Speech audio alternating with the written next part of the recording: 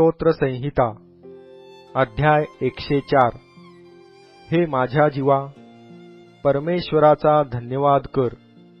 हे परमेश्वरा, माझ्या देवा, तू परमथोर आहेस। तू मान व महिमा यांनी मंडित आहेस। तू पोशाखाप्रमाणे प्रकाश धारण करीतोस, कनातीप्रमाणे आकाश विस्तारितोस। आपल्या माड्यांच्या तुळ्या जलाच्या ठाई बसवितोस।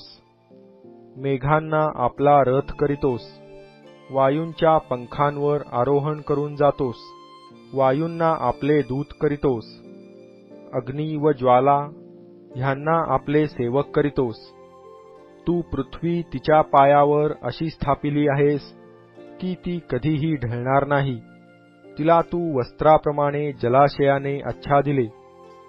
पर्वतांवर जले स्थिर राहिली। तुझ्या धमकीने ती पळाली। तुझ्या गर्जनेच्या शब्दाने ती त्वरेने ओसरली। ती पर्वतांवरून जाऊन खाली खोऱ्यातून वाहिली। त्यांच्यासाठी तू नेमिलेल्या स्थळी ती जाऊन राहिली। तू ठरविलेल्या मर्यादेचे त्यांना उल्लंघन करिता येत नाही। भूमी झाकावयाला त्यांना परत येववत नाही। तो खोऱ्यातून झरे काढितो। ते डोंगरांमधून वाहतात। ते सर्व वनपशूस प्यावयाला पाणी पुरवितात। त्यावर रानगाढवे आपली तहान भागवितात। त्यांच्याजवळ आकाशातील पक्षी वस्ती करितात। ते वृक्षांच्या फांद्यांवरून गातात। तो आपल्या माड्यांवरून पर्वतांवर जलसिंचन करीतो। तुझ्या कृतीच्या फळाने भूमी तृप्त होते।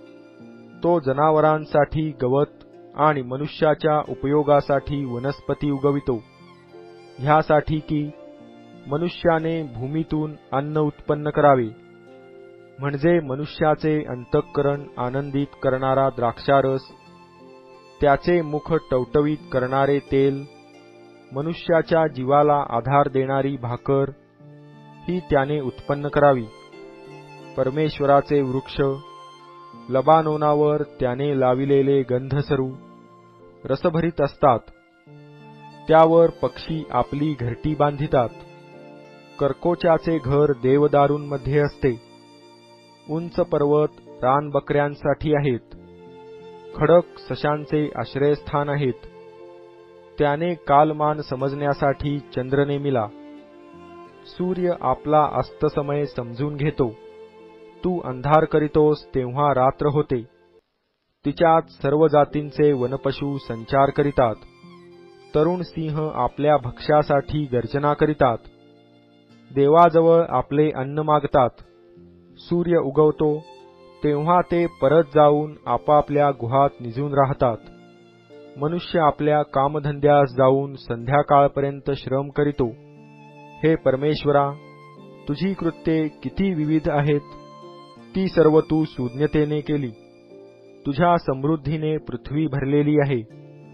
हा समुद्र अफाट व विस्तीर्ण आहे। त्यात लहान मोठे असंख्य जलचर विहार करीतात।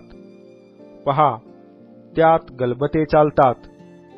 त्यात क्रीडा करण्यासाठी तू निर्माण केलेला लिव्याथान तेथे आहे। तू त्यास त्यांचे अन्न यथाकाली देतोस, म्हणून ते सर्व तुझी वाट पाहतात। जे तू त्यास घालितोस ते घेतात।